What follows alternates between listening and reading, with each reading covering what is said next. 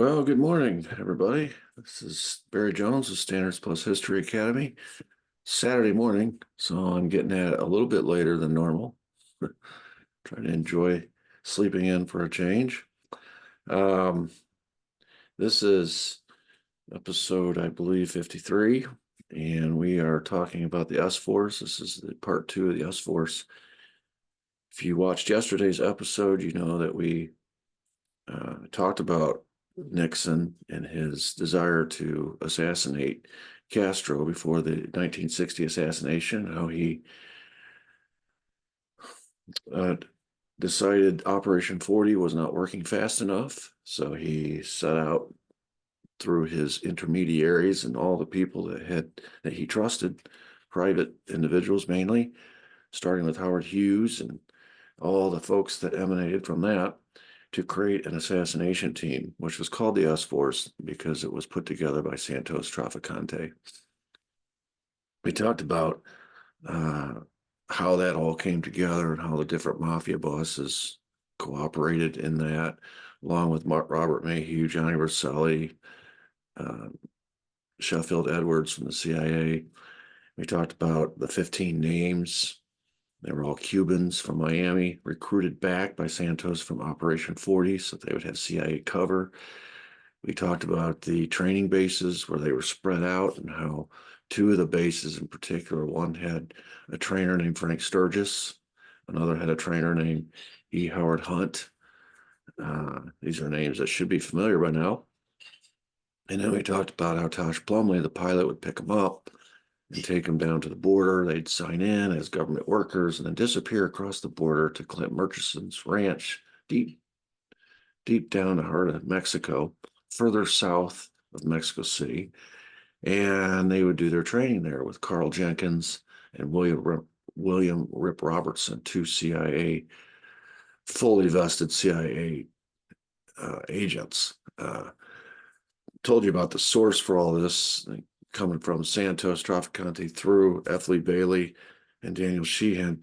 When Sheehan tells the story of the trainers down in Oaxaca, Mexico, William Rip Robertson and Carl Jenkins, he says these guys were so fully vested in CIA, they had 401ks and full dental. That qualifies as humor.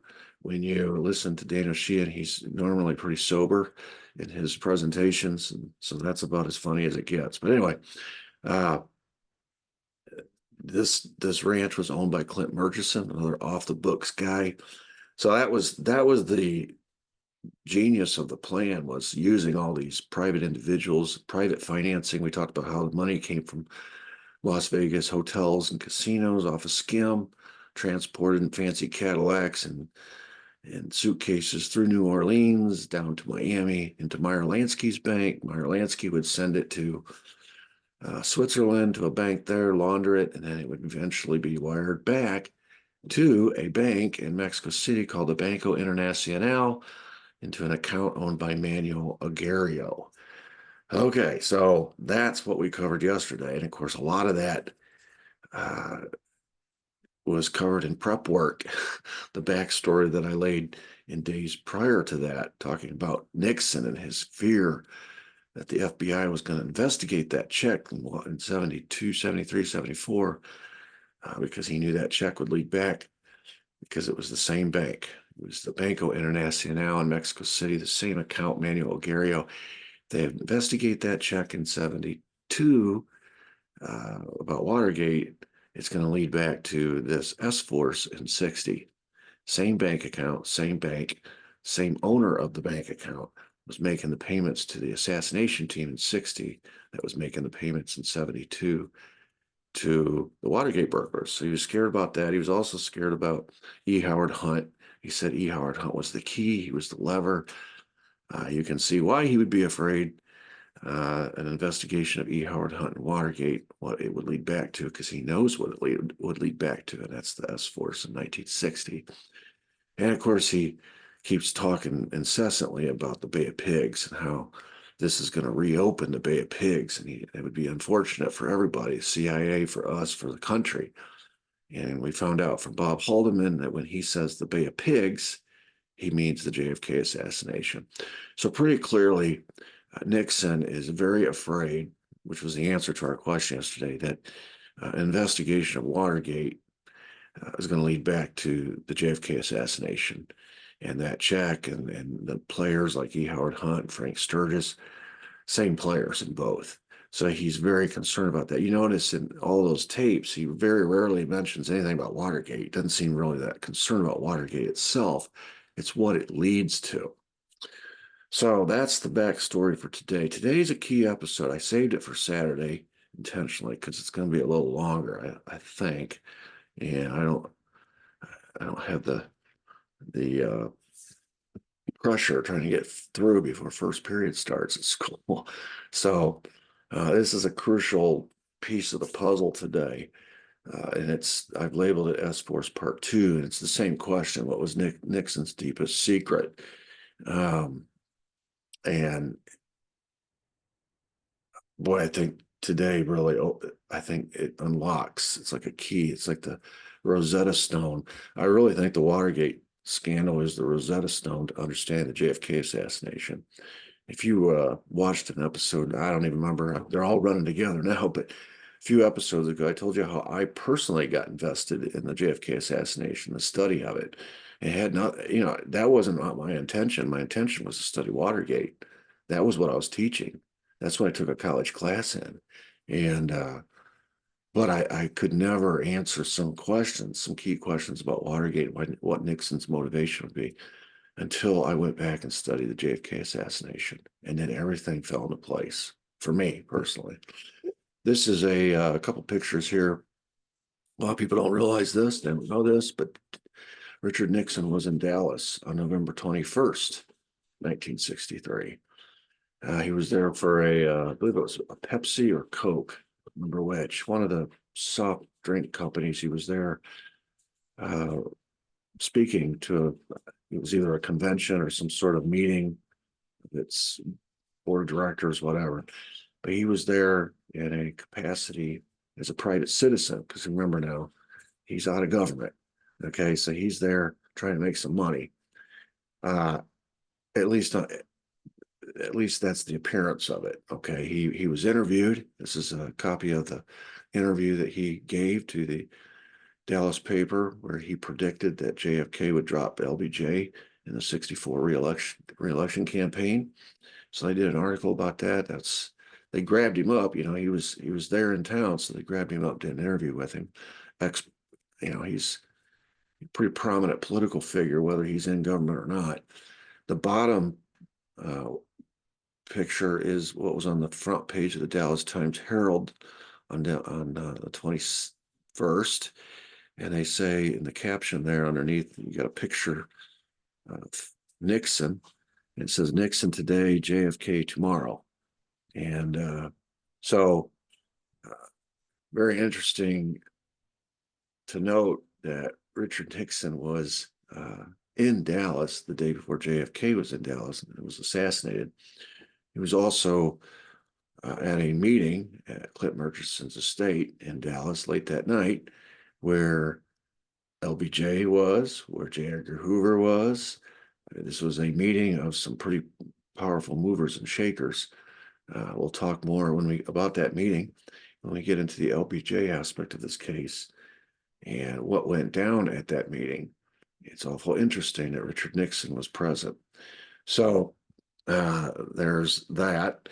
And then there's some other interesting people that, according to witnesses and or their own confessions years later, were in Dallas on November 22nd, 1963. One is up here pictured in the upper left, Luis Posada Carriles. In the middle, you got Frank Sturgis. Bottom left, you got E. Howard Hunt. Top right, Guillermo Novo Sample. And bottom right, Orlando Bosch. I'll explain the significance of these in just a second. Three other faces of people that were also confirmed to have been in Dallas on November 22nd, 1963. Top on the left is Virgilio Gonzalez. In the middle is Tosh Plumlee. And on the right is Johnny Rosselli. Remember, Tosh Plumlee was the S-Force pilot. And according to Tosh Plumlee's own testimony later and other witnesses who corroborate this story, he had flown into Dallas on November 22nd, and on his plane was Johnny Rosselli. What is the commonality of all 8 of these individuals? Going back a slide here. The commonality is, and the reason I've got them pictured here at the outset of my presentation today, is that all 8 of these were S-Force members. I gave you a list of 15 names yesterday. Most of these names were on that list. Some were subsequently added to the list. Those are the original 15. Some served as trainers of that original S-Force. E. Howard Hunt was a trainer. Frank Sturgis was a trainer. Luis Posada was an assassin being trained. Guillermo Novo was a assassin being trained. Orlando Bosch was an assassin being trained. And Virgilio Gonzalez was an assassin being trained. Tosh Plumlee was, as I mentioned before, the pilot. And Johnny Rosselli was the organizer. He was involved in the organizing of the S-Force from the very get-go. He was at all those meetings down at the Fontainebleau Hotel. So, what you have here is 9 people, if you count Nixon, that were in Dallas, 8 of them on November 22nd, the day of the quote, big event, which is what E. Howard Hunt called it, and Nixon the day before. Okay. Now, I'm not going to say anything too much about that yet, but that's how we're going to begin. All right.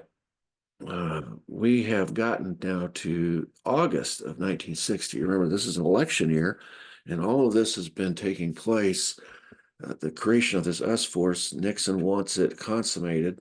In other words, the operation to be successful, Castro to be assassinated before the American voters go to the polls in November. And most people thought when this campaign started that Nixon was the prohibitive favorite. And certainly all of these moving parts in this S-Force, in Alpha 66 and Operation 40, the CIA, the Mafia, all these people that are players in all of these operations, they all believe Nixon's going to win. And so when the future president of the United States is mixed up in creating all this, their cover is that this is the future leader of the free world who is telling them to do this. And they firmly believe this. Now, as the summer goes along, Kennedy starts to make a move, and it becomes apparent that this is going to be a very close election. And you end up with some divided loyalties when we get into the conspirators and especially the organized crime part of it and the Cubans. But you start to see some real some people are torn as to who to support. And we'll explain all the reasons why, but it really fractures. It starts off that Nixon is like I said, the favorite. But as time goes on, the longer Kennedy hangs in there and hangs in there and hangs in there, the more it becomes apparent that he has a chance.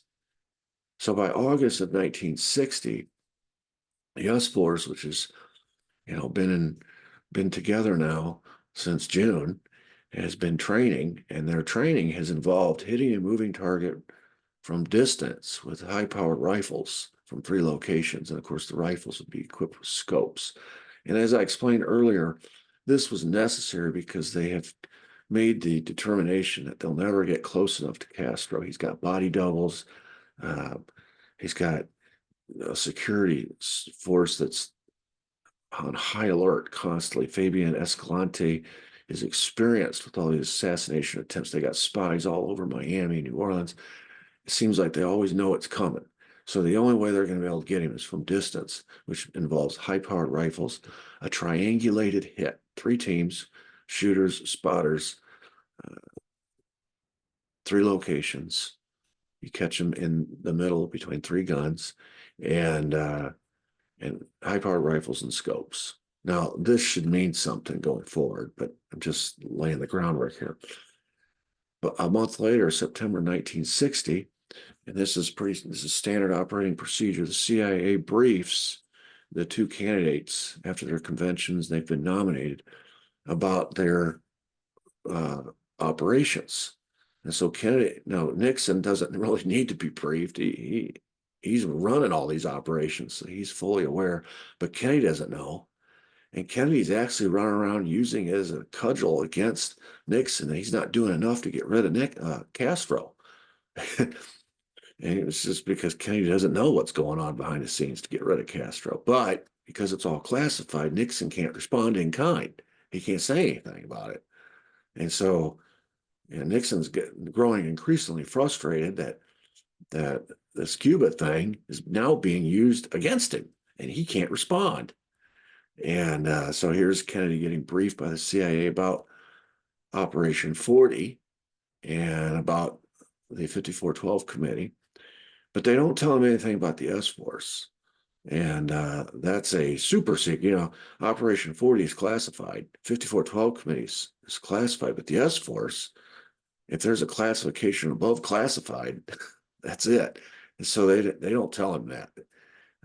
They'll have to eventually, maybe, but they don't tell him in September. He has no idea that there is an assassination team training to kill Castro. Might have been good to know that, but he didn't know. And then the unthinkable happens.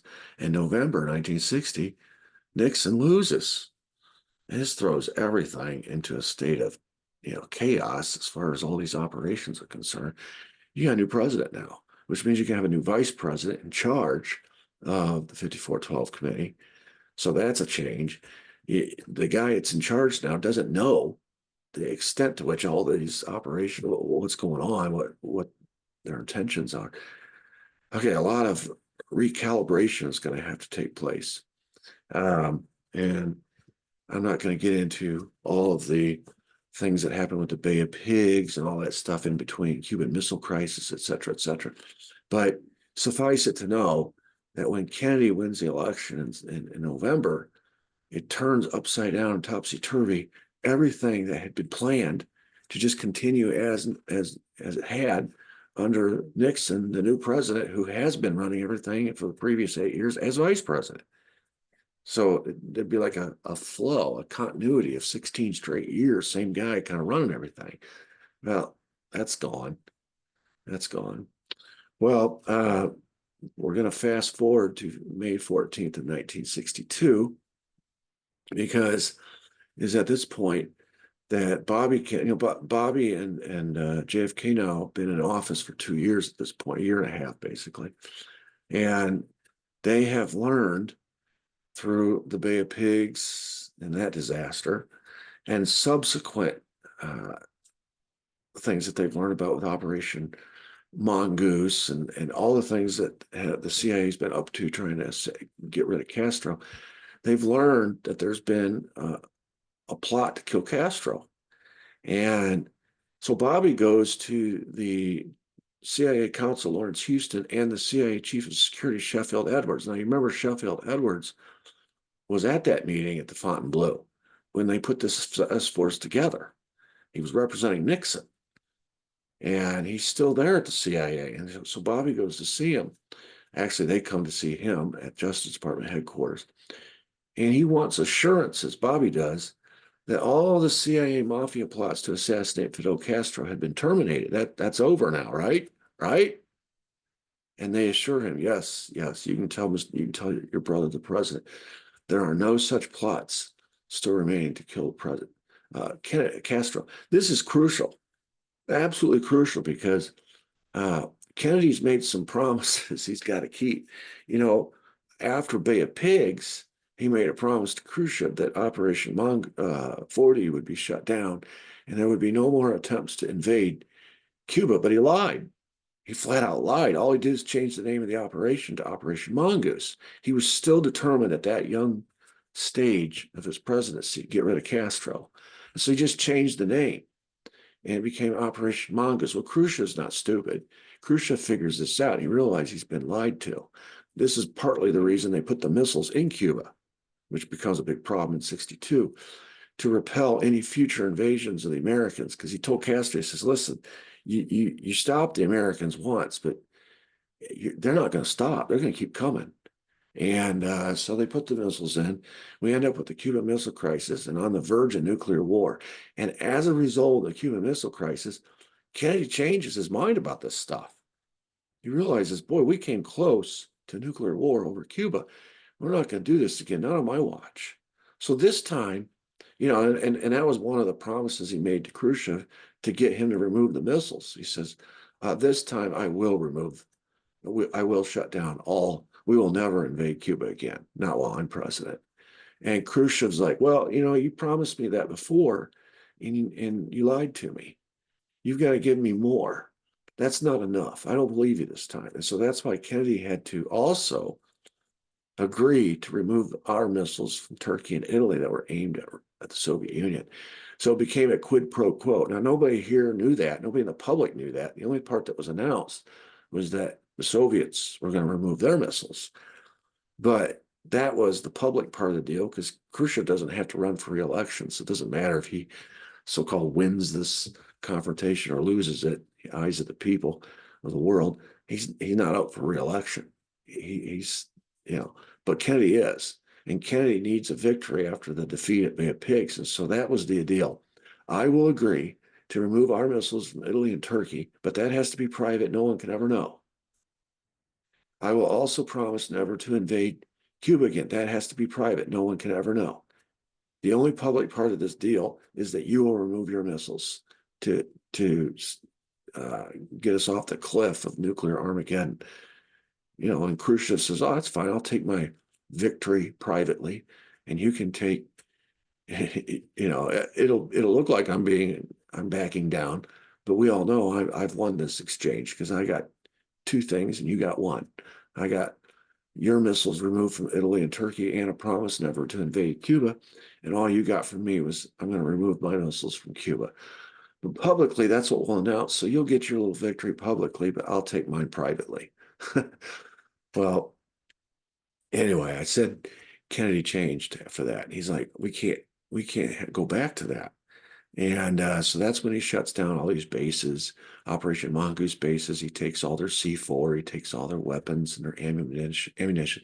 He has to actually arrest E. Howard Hunt and Frank Sturgis because they won't stop. He has to arrest them for violation of the neutrality law, making war against a country technically we're not at war with. Just a lot of stuff's been going on.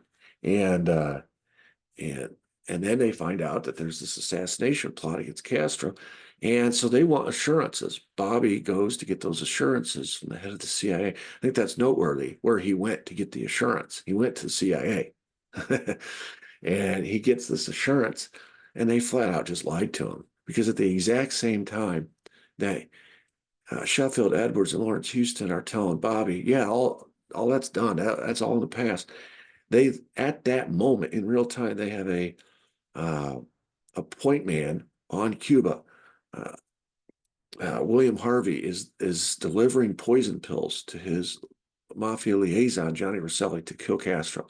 He's not in Cuba, but he is delivering these poison pills to Johnny Rosselli, who's going to deliver them to his contacts in Cuba. And they're going to try to poison Castro. So this is all happening. This is part of the reason why Kennedy's, both of them, grew to completely distrust the CIA, because they just constantly get lied to. They got lied to about Bay of Pigs. They got lied to in the campaign about, the missile gap. CIA told them we didn't have as many missiles as the Soviets. JFK runs around campaigning, basically repeating the lie. Finds out later he was lied to, feels duped. Then he gets lied to about Bay of Pigs. And now he's getting lied to again. And, they're learning this as they go along. And, fool me once, shame on you. Fool me twice, shame on me. They're learning that you can't trust the CIA. Nothing they say is true. And we find out later, as a result of the church hearings, that, the CIA was lying throughout this entire process. We find out that in 1961, they had a program. Well, it was actually ongoing from prior to that, but their program Executive Action, which was a program of assassination targeting foreign heads of state, And in 61, they killed Lumumba in the Congo. In 63, they're going to kill DM from South Vietnam. In 70, it'll be General Rene Schneider in Chile. And of course, throughout all this period, they're making attempt after attempt after attempt on Fidel Castro. Those are the ones we know about.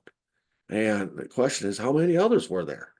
So, the American people learned this in the 70s as a result of church hearings, 75, 76. Kennedy is learning this during the 1,000 days he's in office. He was in office when Lumumba got killed. And then he finds out there's an active assassination program trying to kill Castro. They assure him that it's off. And then and then, of course, in 63, literally 20 days before he himself is killed, DM is killed by the same CIA that said, no, we're not doing that anymore. So, that's what the CIA does. This is why I get a kick out of people who quote CIA or intelligence community figures who come out and deny this or say that or accuse somebody of this or, this is all they do. It's their main job description is to lie. I remember not that long ago in the 2020 election, how many of those intelligence community people came out? 50 some odd people came out and said the Hunter Biden laptop story was Russian disinformation, and they did that for purposes of that election because they had a preferred candidate. And then now they've admitted that it wasn't Russian disinformation. It was CIA disinformation. It was intelligence community disinformation designed to influence voters here in America. And that's the other thing they do. They rig elections. So, history repeats. I don't believe anything. If they have intelligence, in the caption by their name, and they're on television saying anything, I just assume they're lying. That's all they do. That's their business. They're in the business of disinformation. So in June of 63, this is kind of a pivotal moment. Bobby is notified that there is a operational assassination team called the S-Force. This is when the Kennedys learned, they had gone and asked for confirmation or assurances that there were no other assassination plots or operations active trying to kill Castro, and they were lied to. And now in June of 63, Bobby finds out that not only is there, they're still trying to assassinate Castro, there is actually a force out there that's been recruited specifically for this purpose. It's been training in Mexico, and here he is. They're trying to keep the peace with Russia over Cuba. President Kennedy's made these promises: we'll never interfere in Cuban politics again. We're not going to invade. We're not going to try to kill Castro. And here, there is an active assassination team trying to kill. If this happens, it makes him out to be a liar again. And who knows what Khrushchev will do that time? He exercised some restraint the first time, a modicum of restraint, but he still put the missiles in Cuba to repel a future invasion. What will he do the second time he's lied to? So JFK immediately, when he finds out, orders the team to stand down, which is code basically for, hey, this needs to stop. This needs to be disbanded. This S-Force needs to be shut down. And that's about the same time frame that he orders the 5 bases in Florida and Louisiana to be shut down. He has to arrest E. Howard Hunt, Frank Sturgis. I told you about that because it's June of 63, and that's about a year after, not quite a year, but that's not that long after the Cuban Missile Crisis, and he's still smarting from that and the trauma of how close we came to nuclear war. So now he's not taking any chances. And there's an interesting story about how Kennedy has to send down. Yeah, he didn't trust any of it. He can't trust the CIA to go down and do it. He can't trust the FBI to go down and do it. He didn't know who he can trust. So he's sending customs officials down there. He's sending the Coast Guard down. Anybody he can find, he can trust to go down and shut down those 5 bases that we talked about. The Everglades, Swan Island, the 2 on Lake Pontchartrain, and the 1 down the Keys. I mean, No Name Key. That's the bases we're talking about. And those are the Operation Mongoose bases that have been harassing Castro. Operation 40 turned into Operation Mongoose. But it's also where these uh, S-Force guys have been located, 3 at each base. And so he's just shutting it all down. And that's when they go down there and they just raid the bases and they take all their ammunition and guns and C4, et cetera, et cetera. And has to arrest several of them because they just refuse to go along. So you can see the government, internally, our government is working at cross purposes. The executive branch, the president, Bobby, are trying somehow to withstand these forces within their own government that are trying to destabilize Cuba. They're trying to keep the lid on that so it doesn't create a nuclear war between us and the Soviet Union. He's made these promises. He's trying to live up to these promises. And these people that have been conspiring all this time don't want to go along with these promises. It's not, they didn't make those promises. It's not their word on the line. And it certainly isn't their agenda. So that brings us to Operation Tilt.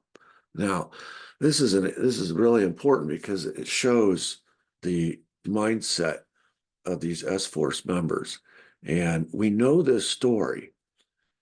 Remember now, this is all supposed to be shut down. Okay, everything I'm about to tell you is not supposed to be happening because he just shut down the 5 bases. He ordered the S-Force disbanded and shut down.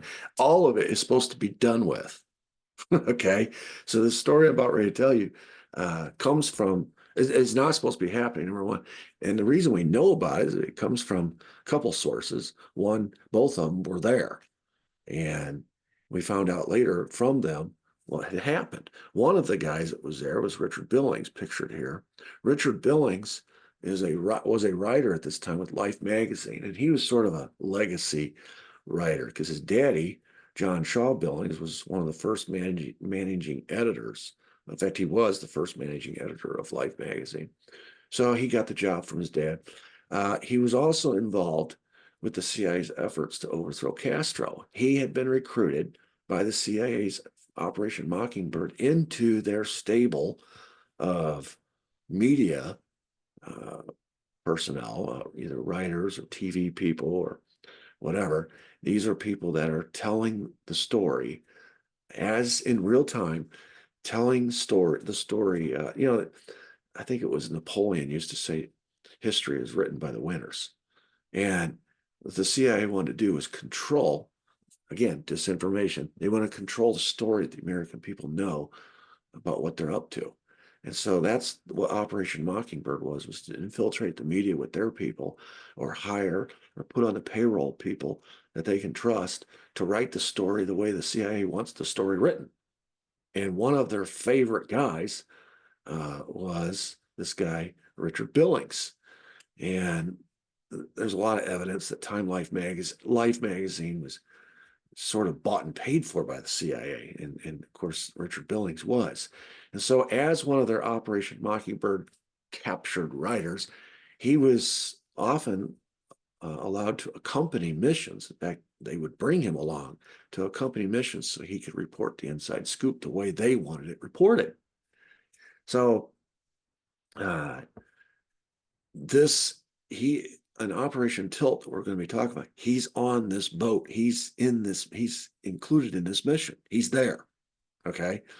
So we'll get to the story here in a minute, but just to give you some more background information on this guy, just to show you how useful he became to the CIA, and anything that comes from him, you got to just understand, you got to take it with a grain of salt because he's giving you the CIA spin on things. He becomes very useful in their cover-up of the JFK assassination. For example, in November 1963, after the assassination, it was Billings who negotiated on behalf of Life magazine to buy the Zapruder film from Abraham Zapruder. And of course, once Life magazine got its copy of the Zapruder film, that thing was locked away, tighter than a drum. The public didn't see it until 1975. Now, it makes an appearance in the Jim Garrison trial in late 60s, but I'm talking about the public. Geraldo Rivera showed it on his program. That's the first time it was seen. So, well, you talk about a key piece of evidence in the JFK assassination. Billings was involved in locking that away for 12 years. His company, he was the guy they sent to negotiate that purchase. He also was negotiating on behalf of Life magazine to buy the exclusive rights to Marina Oswald's story. No one else could write Marina Oswald's story because Life magazine got the contract. And of course, there were all these promises about how this story was going to come out. It never happened. They buried Marina Oswald's story. And since they have exclusive rights, no one else could give the story. So there's been a lot of questions about Marina Oswald's testimony. All we know is what the government told us, she said. It would have been nice to hear it in her own words, and that was the plan, but it never happened because Life magazine shut it down. And who's the guy who negotiated Life magazine's purchase of her exclusive rights? This guy. So, I mean, you're talking about a key guy here. 4 years later, in January 67, when Jim Garrison, that case blows up in the media and everybody finds out what he's up to. The Billings is used by the CIA to infiltrate Garrison's office. He went down there and he talked to Garrison. He sweet talked him. And he says, I think you're on the right track, and we would like to help. He says, the magazine, they've sent me down here to promise to work closely with you by developing a mutual exchange of information. We'd like to help you. We have technical services at our disposal that you might need for photography purposes, whatever. I'm here to help. And Garrison, much to his regret later, agreed and let him come into his office and be privy to everything that was going on in the DA's office. And in that capacity, Billings managed to persuade one of Garrison's key staff members, a man named Tom Bethel. He worked on him and worked on him. He managed to convince him or persuade him that Clay Shaw was innocent. Here they are prosecuting Clay Shaw, and Billings working against him behind the scenes, of course. And later it was revealed by one of our first generation JFK researchers, W. Penn Jones. This is the guy who's one of the originals. Found out that, quote, Bethel made the entire trial plan, a complete list of state's witnesses and their expected testimony and other materials available to the Shaw defense team. I mean, talk about a fifth column. This is why nothing Jim Garrison did in the trial was ever a surprise to the defense team. They were prepared. They were ready for everybody, everything and everybody, because Billings turned one of his staff members against the case, and he turned it over to him and became sort of like a mole inside the DA's office. So that's why, just to go back and double down on some of the reasons why the Garrison case fell apart the way it did, in September of 67, so this is almost about 8-9 months later, Billings now and Life magazine, now that the damage has been done, they say to Jim Garrison, we've changed our mind. We're not here to help anymore. We've accomplished what we came to accomplish. Billings tells Garrison that Life magazine was no longer willing to work with him in the investigation because they believe he was, quote, linked to organized crime. And from that point forward, Life magazine and Richard Billings began a smear campaign against Garrison. So every time this guy shows up, there's an agenda. He's working for the CIA. He's not working for Garrison. He wasn't working for Marina Oswald. He wasn't working for Abraham Zapruder. He was sent to accomplish a purpose. It doesn't end there. In September of 1976, which is when the House Select Committee is getting going, the man in charge of the House Select Committee, Robert Blakely, recruits Billings to be his editorial director. In other words, you're going to be the guy who writes our report. Oh my goodness. And so not only did they collaborate on the report, pinning all the blame for the assassination on the mafia, Carlos Marcello, they also got together in 1981, wrote a book together. And again, pinned it all on Carlos Marcello and the mob. So I tell you all that to tell you, whenever you see Richard Billings' name pop up, or if he's anywhere, understand what his agenda is, understand who he works for, who his bosses are. So he is involved in this Operation Tilt. He's one of the sources for this story I'm about ready to tell you. So the story goes like this. A man named Eddie Bayo, who's pictured here top left, kind of a crazy looking fella, but he is one of the original organizers of Alpha 66. If you watched any of my Lee Harvey Oswald episodes or Richard K. Snagel, you know that Alpha 66 had been infiltrated by Lee Harvey Oswald, and he found out that Alpha 66 was planning and plotting to assassinate JFK. So that's who this Eddie Bayo is, just so you know. And so Bayo claimed that two officers in the Red Army had made contact, or he'd found out through his sources, whatever, that two officers in the Red Army who were stationed in Cuba wanted to defect to the United States. And on top of that, they had what they said they had details about atomic warheads and missiles that were still in Cuba. This was after the Cuban Missile Crisis, when they were supposed to all be removed. And so, oh boy, this could be scandalous information. Of course, this is going to make Kennedy look terrible, because it's going to make him look like he's a stooge and he got suckered by Khrushchev and he agreed to these terrible terms, at least in the eyes of the CIA and the military and intelligence community, to remove our missiles from Italy and Turkey, and promised never to invade Cuba. And Khrushchev made some promise about removing the missiles. Turns out he never removed them.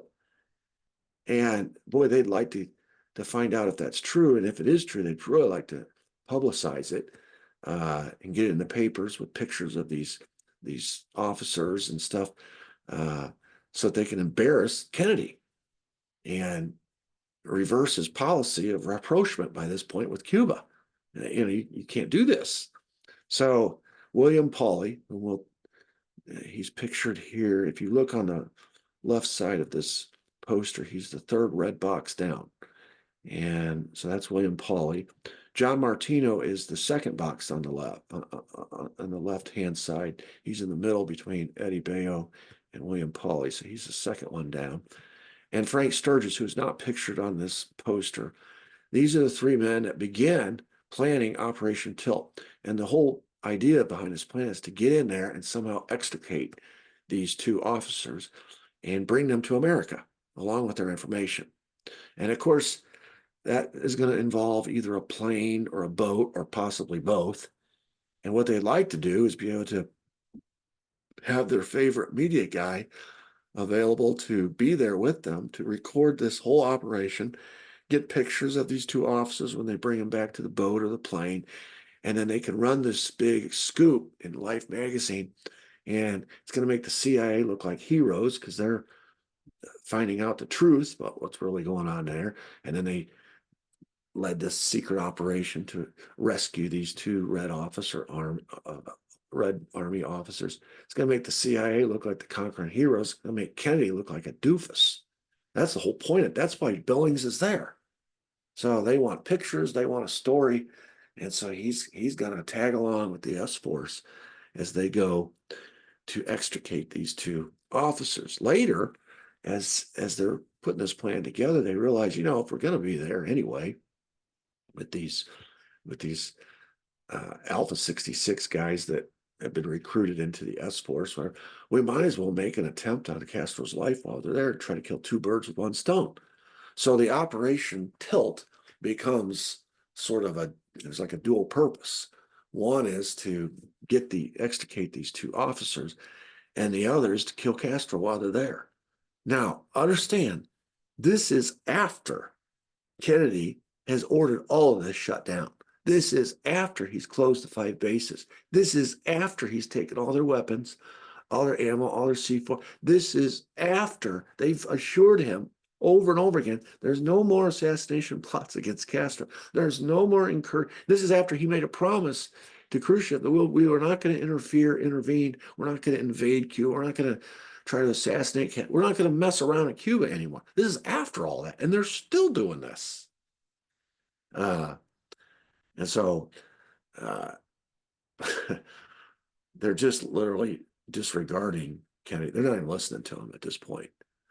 So the plan was, this is totally in defiance of the president's order, obviously. So the plan was on June 8th, 1963, to fly down to Cuba or offshore, land in one of these seaplanes in the Gulf of Mexico offshore, and meet up with a yacht. William Paulie has a private yacht. He's called it the Flying Tiger II, and that's named after his force of uh, pilots and stuff that performed quite bravely in World War II and stuff. And he's been a long time military / CIA figure, and he's got a private yacht, so he names it after his planes, called the Flying Tiger II.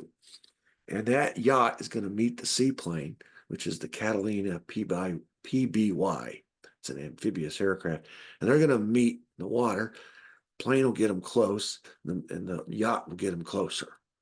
And it's going to be a bunch of these S-Force assassins, and obviously William Paulie will be on board the yacht, and this man John Martino will be on board the yacht. We'll talk about him in a second. And obviously Billings will be there. And so the yacht meets the plane, and on June 11th, 1963, they drop all these S-Force members that are going to the island into a speedboat provided by the CIA, and off it goes towards the island. And it's loaded down with S-Force assassins, and they are going to do two things. They're going to try to kill Castro and try to execute these two Red Army officers. The yacht, meanwhile, just waits offshore. Its job is just to park out there and wait. And when their missions are complete, they'll get back in that speedboat, head back to the yacht. The CIA boat, speedboat will drop them off at the yacht. The yacht will sail away, and presumably they'll be met by that same seaplane again at some point. All right, well, this operation takes a little time.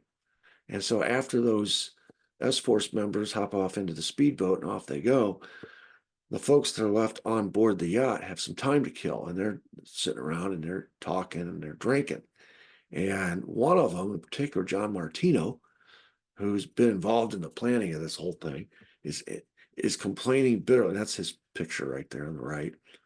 He's complaining about JFK and how he just shot down all the Operation Mongoose bases, and that they suspect he's trying to make nice with Castro, and he's just ranting and raving. He's calling Kennedy names. He's calling him a son of a bitch and a traitor, and he's out of his mind, and he's just going on and on and on. Well, Paulie, pictured here, who owns this boat, and this is one of the most connected guys you could have. As I said, his connections go back to World War II. He's a former ambassador for the United States government. He's a business tycoon, has a lot of money. He's a civilian advisor to the CIA, kind of like Howard Hughes in the sense that he's a civilian with a lot of money who does a lot of work for the National Security Council and the CIA. He'd been involved in executive action, which was the CIA plan to kill as many foreign heads of state, especially in Latin America, that become problems. Operation PB Success, he was involved in that. That was the overthrow of the Guatemalan government for United Fruit Company. It was a CIA action, 53 or 54. And he's a personal friend of the current CIA director, Alan Dulles. Well, by this time, it's the former CIA director, Alan Dulles, but nevertheless, they're friends. And of course, we learned later Alan Dulles really never did leave his job, even though he got fired. He just moved, he just stayed in Washington and kind of ran the CIA from his house. People would arrive in the morning for meetings at his house, just like they used to arrive in the morning at his office at Langley. So he's best friends with this guy, with Alan Dulles. And of course, they're on board his yacht. And Martino's going on and on and on. And finally, he looks over at Martino and says, "Don't worry, John. We're going to kill that motherfucker." He's talking about Kennedy, because that's who Martino's talking about. "Don't worry, John. We're going to kill him." And of course, we learn about this later from two sources, Richard Billings, number one, and later Martino confesses to this right before he dies. And of course, his wife backs it up. And so we have it on good authority what was said on this boat. And it's clear this is not a discussion about Castro. This is a discussion about Kennedy. And let's see, move my face here a little bit. And it wasn't just, like I said, Joe the plumber saying this. This is William Paulie saying this. He's not some random guy. This is one of the most connected guys that there is. And everybody on his boat are S-Force assassins. So when he says we are going to kill that MFer, he is talking about, he represents basically the CIA, and they represent the S-Force. They are an assassination team currently on Cuba's island trying to kill Castro. So he's saying, we have a new target. We have a new mission. So this is the triangular fire team that, if you remember, has been further south of Mexico City training at Clint Murchison's base, preparing to fire from distance with high-power rifles and scopes from 3 locations with 3 teams.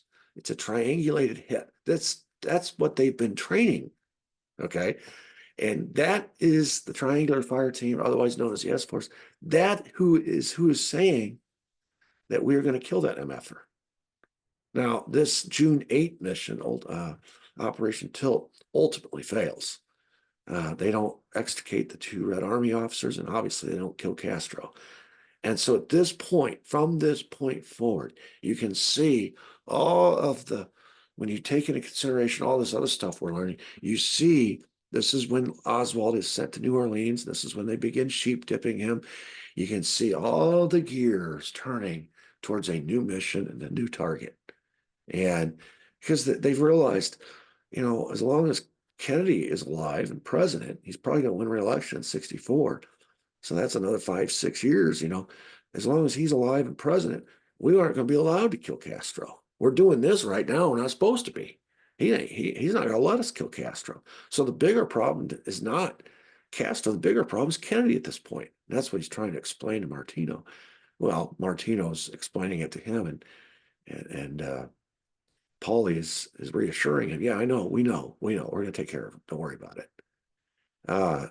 This document here on the top, I've put a red box around. This is a document that's signed by William Paulie. You can see his signature on the bottom, and he is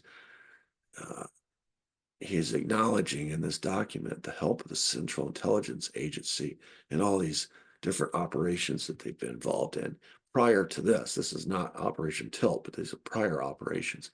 So William Paulie and all these other signatories here are in tight with the CIA because the CIA is helping them. So you can see in the bottom right what the new target is. The new target, now they don't know it's going to be Dallas yet for sure, but they know the new target is going to be Kennedy. And so, wow, what a huge revelation.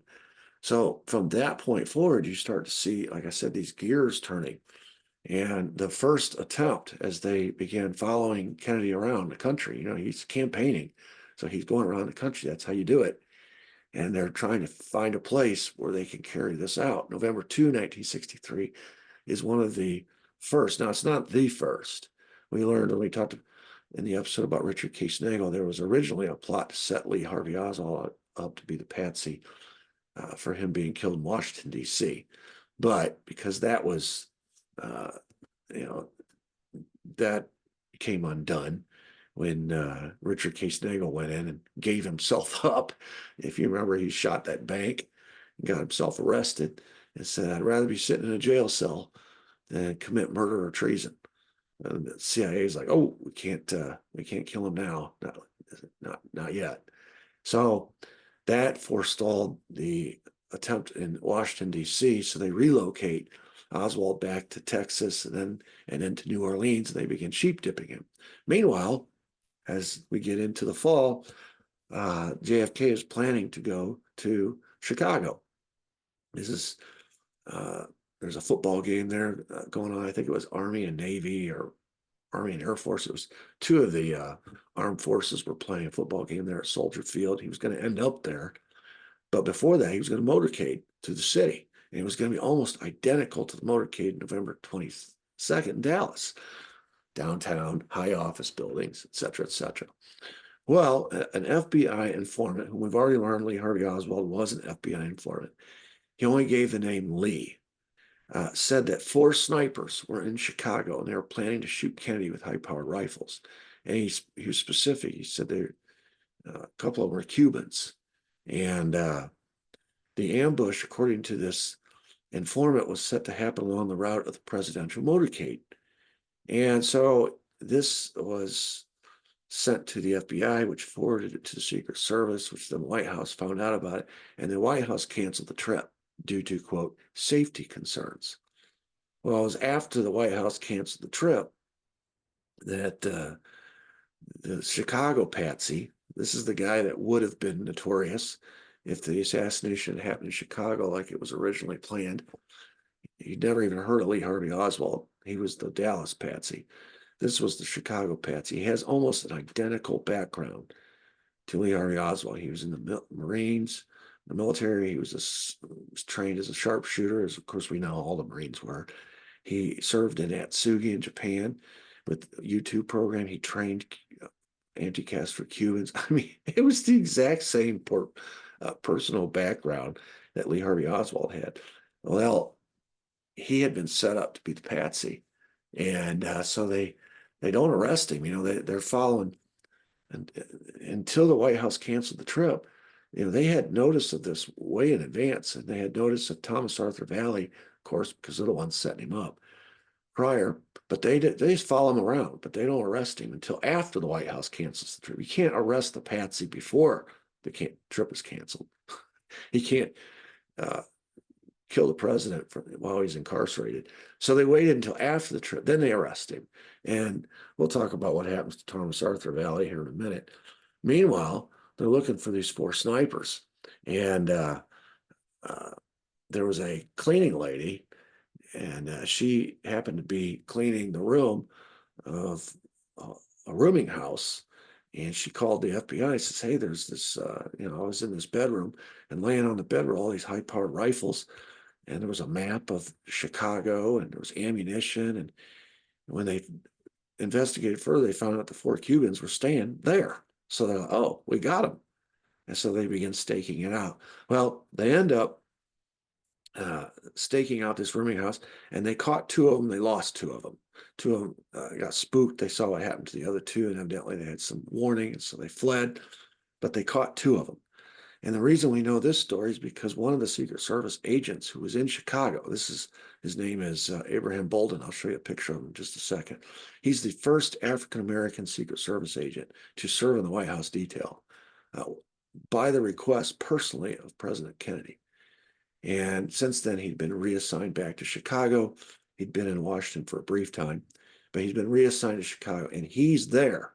He's there when they arrest these 2 so-called snipers, and he knows the names, and he tells us the names. He said one of them was David Morales, who was nicknamed El Indio, pictured here on the left, and the other is James Braden, sometimes known as Bradley, sometimes known as Eugene, and they were taken downtown into custody, and they were interrogated.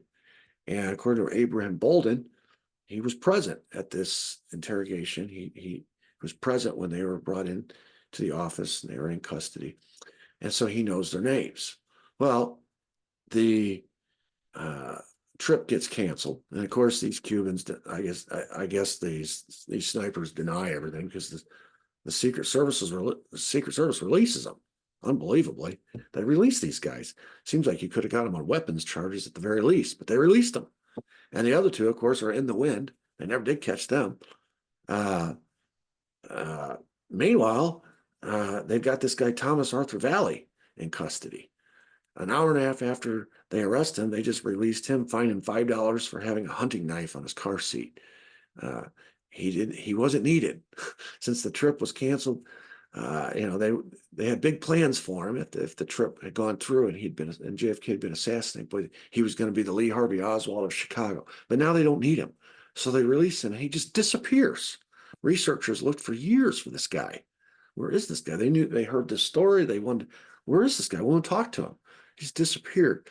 In the 1970s, finally, author Edwin Black, who wrote the story called The Chicago Plot, which documents this whole story I'm telling you in more detail, obviously, finally found him. And he was living in Arizona, in witness protection, where he lived until his death in 1988. The question is, what on earth was Thomas Arthur Valley doing in witness protection? He'd never been arrested for anything else. He wasn't a witness against anybody, any crime. He didn't need to be protected against the mafia or anybody. The government just hid him away until he died, and the only guy who found him was Edwin Black. So that's awful interesting. Meanwhile, going back to November 22, 20 days later, remember, those 4 Cubans got released. Two of them never did get arrested. They were in the wind. And the other 2 got released by the Secret Service when the trip was canceled. Witnesses placed both Morales and Braden in Dallas on the day of the assassination. Braden was actually even arrested. He was found in the Daltex building wandering around after the shooting. He claimed he was in Dallas on business and had stepped inside the building to make a phone call. It's interesting. There's all kinds of corroboration that Braden was there, including James Files, who says Braden was there and he was their access point into the Daltex building. According to James Files, Charles Nicoletti, a Chicago assassin, was in the Daltex building. They needed access to an office that looked out over Dealey Plaza, and Braden was their access. He knew somebody. He was in tight with somebody who owned that building or worked in that building, however, and he got him in there. Anyway, there's other corroboration as well as to that point. But again, in this case, they released him. They didn't have anything to hold him on, even though he was in a building and he seemed awful suspicious and he didn't have the proper identification. They ended up releasing him anyway. So here we have Braden and Morales, who is understood to be a CIA assassin. Morales. Okay, this guy was a mover. He was an important guy in all of the assassinations and like the ZR rifle program, things of that nature. This guy had been involved in just about it. You look at any of those anti-Castro operations that happened between 59 and this date, 63, David Morales was involved in them. Okay, so here he is in Dallas. Witnesses spotted him there. Braden actually gets arrested there, and these 2 are also in Chicago, coincidentally. And of course, we've already learned there is no such thing as coincidences. So subsequent investigations revealed that Morales was a CIA assassin. Braden was usually his spotter. And then if you fast forward to 1968, Braden happened to also be in L.A. the night before Bobby Kennedy was assassinated at the Ambassador Hotel, and he was questioned by police there as well. This guy's like Waldo. He's like Jack Ruby. He's everywhere. He's in Chicago where there's an assassination plot. He gets released. He's in Dallas where there's an actual assassination. He gets released. And he's in LA the night before Bobby is assassinated, and he gets questioned and released there. It's unreal, this Braden character. Anyway, you can see how that tip by the FBI informant screwed up the whole Chicago plan. So they're going to have to recalibrate now. According to Abraham Bolden and the evidence that we got from, and this is a picture of Bolden here shaking JFK's hand. This is when they actually met, and JFK later requested that he be included or put on the White House detail. And what we now know is that Chicago was essentially a dry run for Dallas. It was almost the same setup as far as the motorcade winding through downtown, the tall office buildings. You had the same patsy kind of setup. Thomas Arthur Valley was set up to take the fall. You had the same background as Oswald. You have the same shooters, at least 2 of them, or one of them, David Morales, in both cities. And he has the same spotter with him in both cities. You have the same kind of cover up. The teletype suppression, that was interesting. In Dallas, there was actually a teletype that gets, and we're going to talk about this in a minute, that comes into the FBI and goes out to all the FBI field offices all across the country, including Dallas, including New Orleans, everywhere. And it warned of an assassination plot in Dallas. And many people think that came from the same FBI informant, Lee, through his FBI liaison, James Hosty. And that was later buried. It was destroyed. And the only reason we know it exists is because an FBI official actually made a copy of it. And I showed that to you in an earlier episode, but they suppressed that afterwards. So in Dallas, there was suppression of evidence that the authorities knew in advance that this was going to happen. And just like in Chicago, when Bolden starts telling his story and how there was clearly a plot and that they had the plot, they had the people in custody, and then they released them.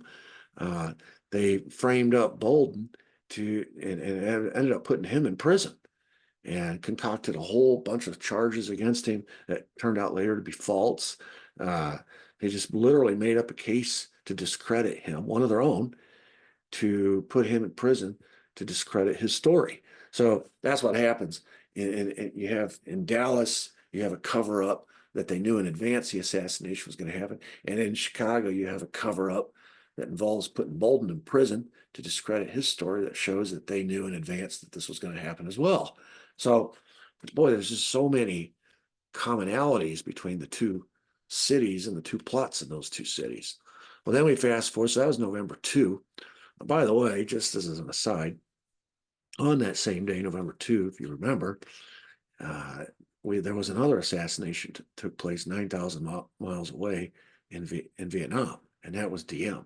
So the same CIA that was working to assassinate Diem in South Vietnam on November 2, if the White House had not canceled the trip to Chicago on November 2, there is the potential that both Kennedy and Diem would have been assassinated on the same day in different parts of the world. Think about that for a second. Wow. So now we fast forward November 16th, and Kennedy is scheduled to go to Miami. And there's going to be an unscheduled motorcade that goes through town. And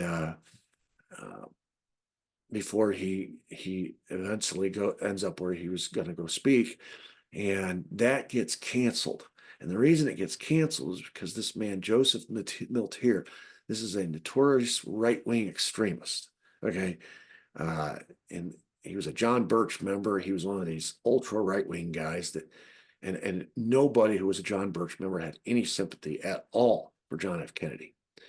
Anyway, he was speaking to somebody who named William Somerset, who turned out to be a Miami police informant. Miltier did not know that this guy was an informant. He wouldn't have said this if he'd have known it. The conversation was recorded, and Miltier told Somerset that, quote, the murder of Kennedy was, quote, in the working, and that the best means of killing Kennedy was, quote, from an office building with a high-powered rifle, and that they will pick up somebody within hours afterwards, if anything like that would happen, just to throw the public off. So this gets passed up the chain from the Miami police to the FBI to the Secret Service and eventually to the White House. So the White House cancels the motorcade. So if you're in the White House, I mean, you got to be feeling kind of like Fabian Escalante at this point, his job has been to protect Castro all these years, 643 attempts that we know of from the American government and however many else from other people. So Fabian's busy trying to keep Castro on. Well, now all of a sudden the White House, November 2, they get word that he's going to be shot by these snipers from distance with high-powered rifles on his motor. So they cancel the trip. Now we fast forward to 16th. There's another informant who says he's going to be killed the same way. High-powered rifle, somebody from an office building, and that they have a patsy set up in Miami to take the fall. And he's reporting this to this William Somerset, who reports it up the chain. And so the White House cancels the motorcade. They still go to Miami, but they cancel the motorcade. So when we get to the Secret Service and its role in all this, it doesn't make any sense because the guy that they're protecting is being threatened everywhere he goes.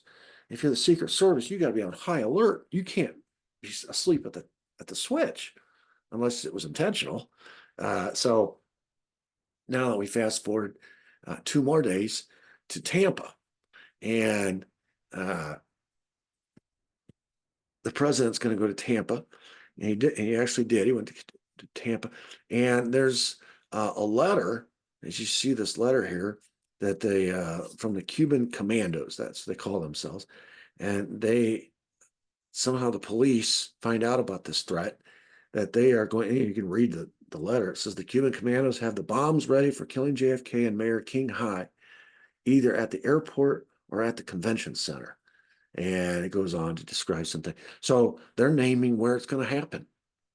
So the local police in Tampa do not tell the FBI because they're afraid the FBI will tell the Secret Service, and somehow the White House will find out about it and cancel the trip like they've canceled the two previous. They canceled the trip to Chicago. They canceled the motorcade in Miami. The Tampa police are taking the chance that they can protect the president.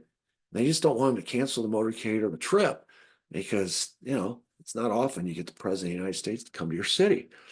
However, this plot actually got called off by the mafia boss down there, Santos Trafficante.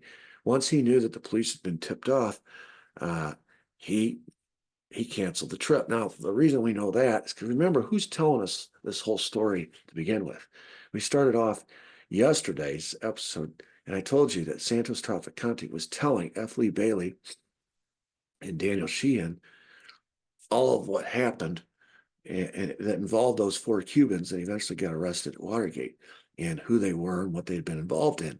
And in telling this story, he says, this plot was supposed to happen on the 18th. I called it off because the police had been tipped off. And so that didn't happen. Well, 4 days later, he goes to Dallas.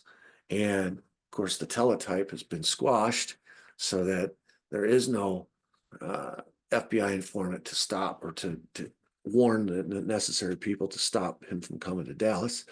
And so the plot happens. And he goes motorcading through town. He gets assassinated by high-powered rifles on the 22nd.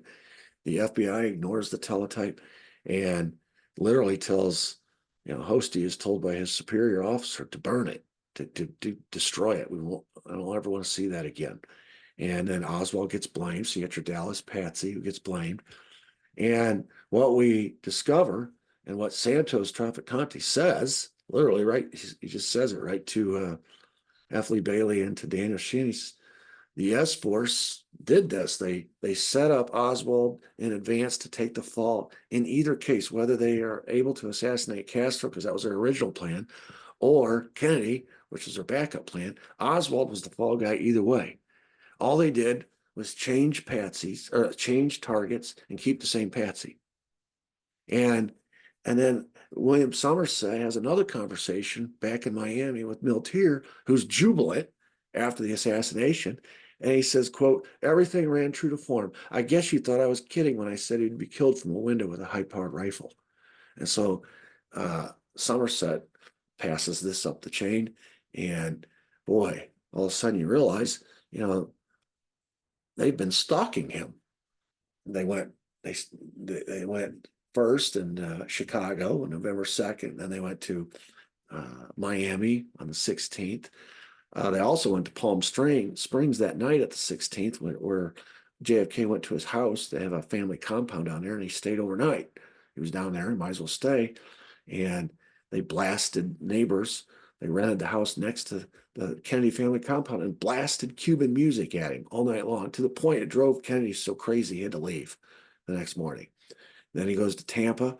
They follow him there. The only reason it doesn't happen there is because Santos calls it off because the Cuban police get tipped. And then they follow him to Dallas, and it does happen in Dallas.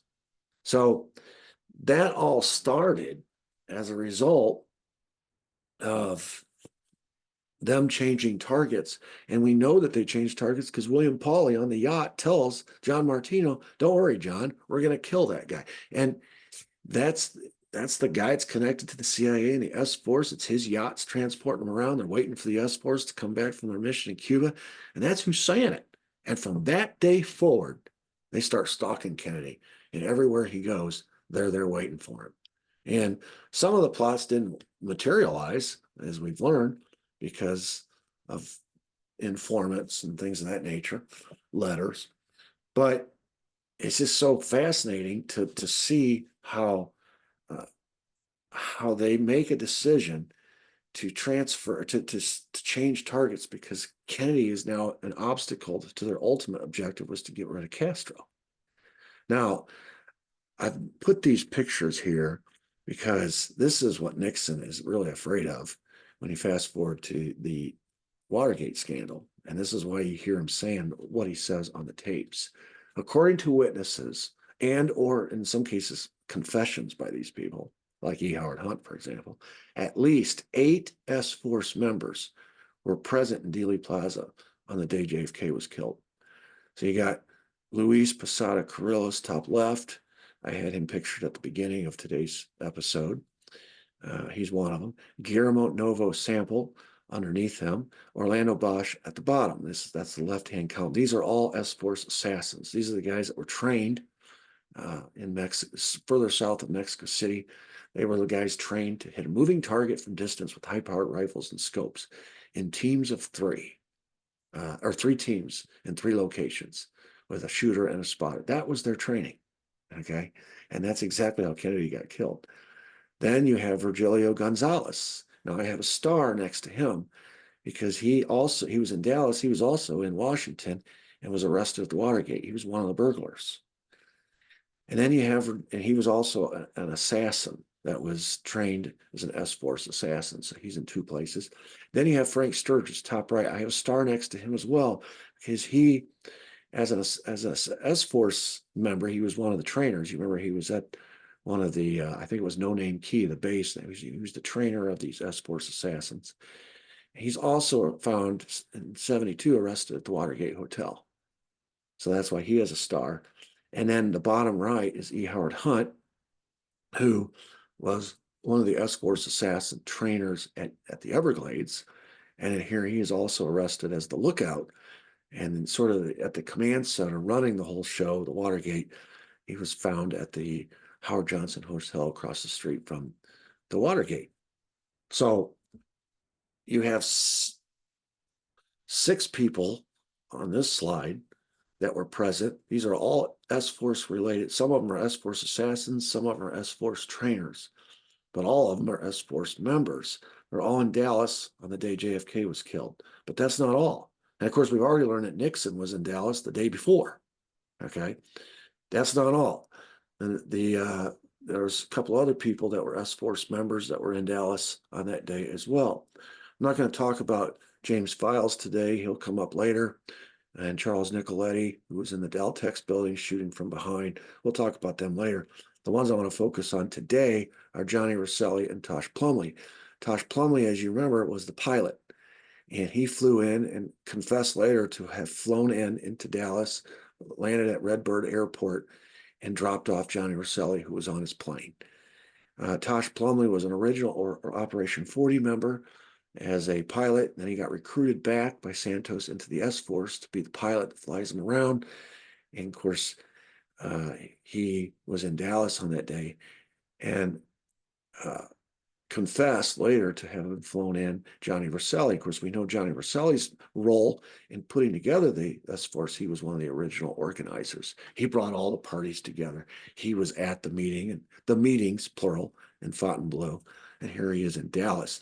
According to James Files, also according to another witness whom I'll name later, Johnny Rosselli actually was the spotter for Charles Nicoletti in the Deltex building. Braden normally was the spotter for I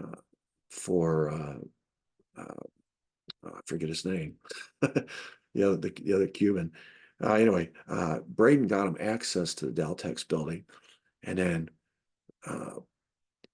served as spotter again for that Cuban. I can't remember the guy's name. I can't believe I can't remember his name. El Indio, that was his nickname. Anyway, so he served as spotter for him. And Johnny Rosselli, who was originally supposed to be a shooter, but changed his mind because there was an abort mission, and he didn't want to go against he didn't want to go against the abort mission. And so he acted as a spotter instead for Charles Nicoletti. So you have a total of 8 people that were S-Force members that were at Dealey Plaza in Dallas on the day JFK was killed.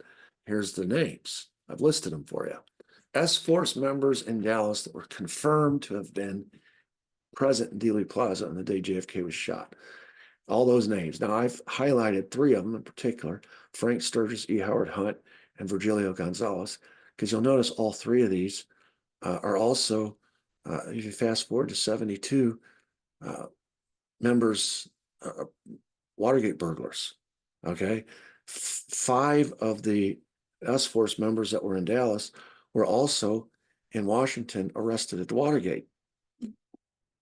Five members at Watergate. So these are, two of them were not in Dallas. I misspoke there. Bernard Barker and Eugenio Martinez were not in Dallas, but they were S-Force members. Okay, confirmed S-Force members. Three of them, Frank Sturgis, E. Howard Hunt, Virgilio Gonzalez, were both places. They were in Dallas and Washington when they got arrested at the Watergate. And then if you go to the right box, the big event is what Hunt called it on his deathbed, confession, or you want to call it the Bay of Pigs, which is what Nixon called it in the Watergate tapes. If you look at the participants that were in both of those events, three of them, the same three. E. Howard, well, it's not the same three. It's the same three. E. Howard Hunt, Frank Sturgis, and Virgilio Gonzalez. So the question is, when does coincidence end and conspiracy begin? You've got the same cast of characters involved in both of these operations. Dallas is an operation to kill the president. Watergate Hotel is an operation to break into the DNC, and we've learned all about how that went down and why it went down. It's the same people. It's the same people. Just to elaborate a little bit on Virgilio Gonzalez, we haven't talked a lot about him. Shortly before his death in 75, John Martino, who was the guy that was ranting and raving on that yacht during Operation Tilt, confessed to a Miami Newsday reporter, John Cummings, that he had falsely accused Lee Harvey Oswald of killing JFK. And that was all as part of his disinformation. He claimed really that two of the gunmen in Dallas were Cuban exiles, Herminio Diaz Garcia, and the other one was Virgilio Gonzalez. Florence Martino, who was Martino's wife, corroborated the story in 94 after her husband's death, telling author Anthony Summers that her husband said to her on the morning that JFK was coming to Dallas, November 22nd, he said to her, quote, "Flo, they're going to kill him," talking about Kennedy. "They're going to kill him when he gets to Texas." So going back now to where I started, which was the tapes, the Watergate tapes. You remember Nixon expressing fear about the FBI, Mark Felt going down checking out that check, because it was an account owned by Manuel Aguirre. It was at the Banco Internacional in Mexico City. It's the same bank, the same account holder, the same account that was paying these S-Force assassins that Nixon had put together with Howard Hunt. And now it's been paying these Watergate burglars. So any investigation of that check is going to lead back to these S-Force assassins. All right, that's point number one. Point number two, he was worried about E. Howard Hunt. He said E. Howard Hunt is the key. He's the lever. If you pull that scab, there's a hell of a lot of things. And he just goes on and on about E. Howard Hunt. Well, you look at E. Howard Hunt. E. Howard Hunt was one of the original S-Force members. He was a trainer at the Everglades for the S-Force assassins. So he was involved from the very beginning with the S-Force. He was in Dallas by his own admission. He was at Watergate. In fact, that's obvious. He was arrested. In other words, he was both places. So not only does the check lead back from Watergate to the S-Force, E. Howard Hunt and his presence at Watergate leads back to the S-Force and ultimately to Dallas, which is why he's the key, which is why Nixon keeps talking about these very sensitive covert projects further south of the border. He's talking about this S-Force and where they've been training at Clint Murchison's estate, his ranch down there. And he knows we got to keep secret these very sensitive covert projects. And he says projects plural, so there must have been more than just one. But anyway, he knows where that leads. If they go to Mexico City and look up that check, it leads to the S-Force. It leads to these very sensitive covert projects that they've been training for. What have they been training for? Assassination. How have they been training? Triangulation. Triangulated weapon hit. 3 teams from 3 locations from distance with high-powered rifles and a scope. What else is he afraid of? E. Howard Hunt. Why? Because he was an original S-Force member. He was in Dallas. Now he's at Watergate. Any investigation of E. Howard Hunt is going to lead to the S-Force, the fact that he was in Dallas. And how did the hit go in Dallas? It was from distance with high-powered rifles and a scope on a moving target from an office building, or allegedly from an office building. Anyway, ultimately, what he's scared of is that's going to lead back to the Bay of Pigs thing. We find out from Bob Haldeman what's Bay of Pigs code for. It's a JFK assassination. Nixon is not concerned about Watergate. At no point in any of these tapes does he say, we got to figure out how to contain this or find out, figure out a way to get off on this Watergate stuff. He didn't even mention Watergate. That's not, I think he felt like he could survive Watergate. It's where it leads. E. Howard Hunt leads back to 60. Frank Sturgis, if you want to be particular about, Frank Sturgis leads back to 60. He never mentions Frank Sturgis. I don't think he had personal dealings with Frank Sturgis, but you see Frank Sturgis is in all these places too. So any examination of E. Howard Hunt and or Frank Sturgis leads back to 60. And of course, E. Howard Hunt and Frank Sturgis were both S-Force members that were in Dallas, along with Virgilio Gonzalez, who was also at Watergate.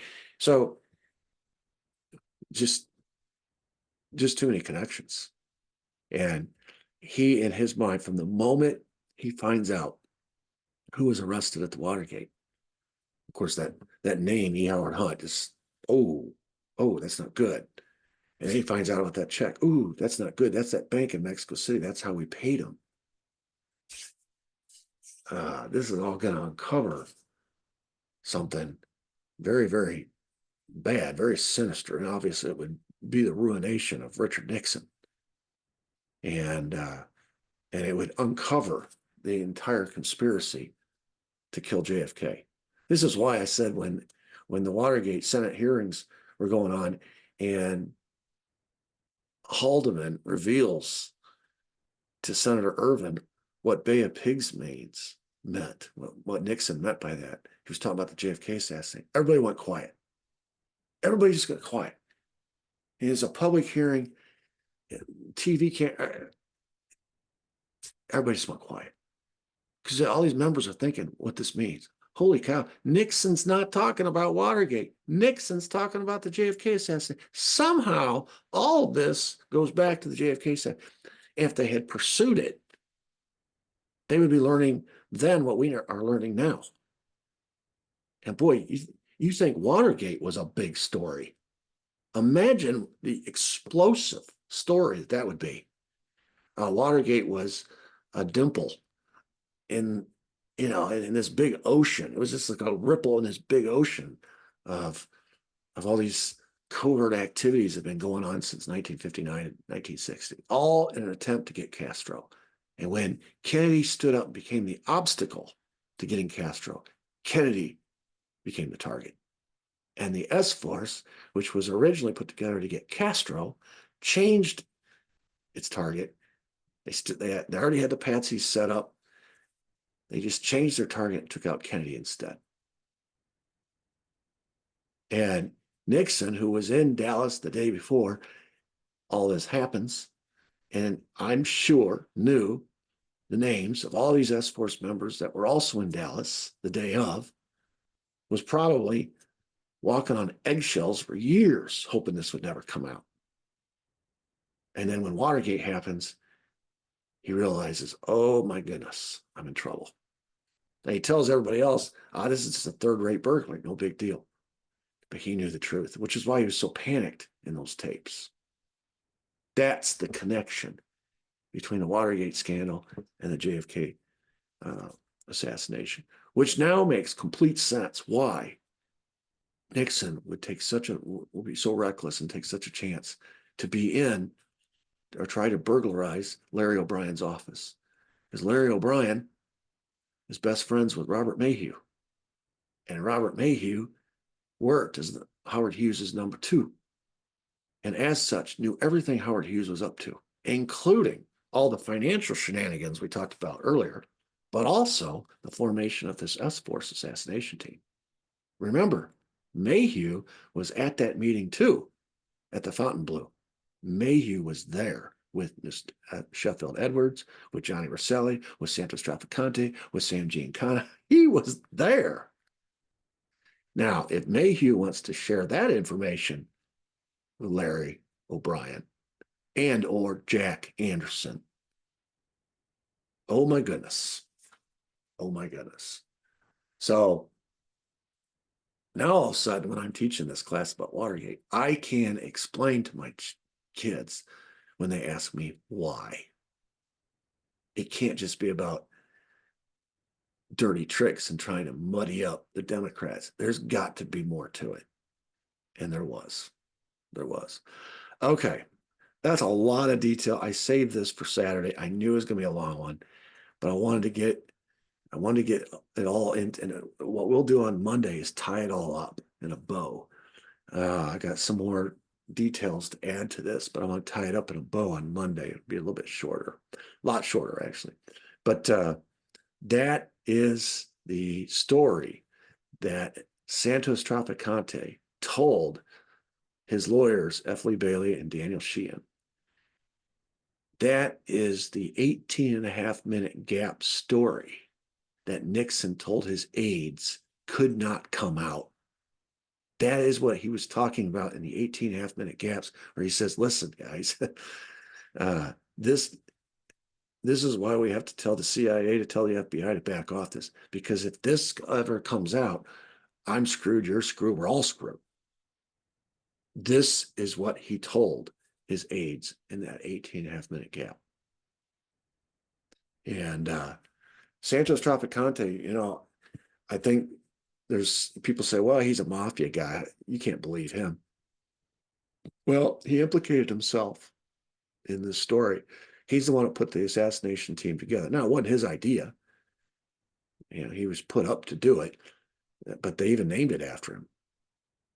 And these guys that he said did it are all his guys. Luis Posada Carriles, that was his guy. Guillermo Novo Sample, that was his guy. Orlando Bosch, that was his guy. Remember, all the Cubans that came out of Miami, those are his guys. Frank Sturgis, that was his guy. Now, E. Howard Hunt wasn't his guy necessarily. That was a CIA guy, as was Frank Sturgis. But Frank Sturgis he was kind of going back and forth like Johnny Rosselli. Tosh Plumley, that was his guy. Virgilio Gonzalez, that was his guy. So Santos Trafficante, in telling the story, was implicating himself.